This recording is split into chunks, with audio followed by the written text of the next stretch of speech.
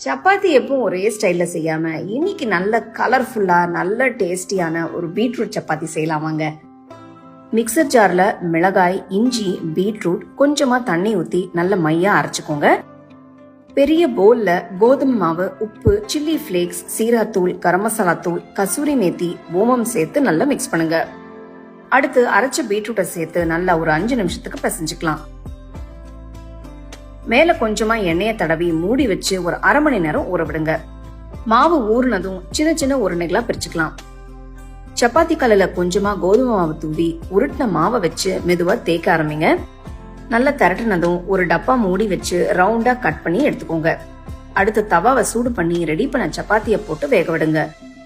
ஒரு பக்கம் வெந்ததும் அடுத்த பக்கம் திருப்பி போட்டு சப்பாத்தி வெந்ததும் மேல லேசா நெய் தடவுங்க. நல்ல டேஸ்டியான ஹெல்த்தியான இந்த பீட்ரூட் சப்பாத்தி ரெடி ஆயிடுச்சு. நான் இன்னைக்கு தயிர் ஊறுகாய் வச்சு சர்வ் பண்றேன். நீங்க உங்களுக்கு பிடிச்ச சைட் டிஷ் வச்சு சர்வ் பண்ணி ரசிச்சு சாப்பிடுங்க.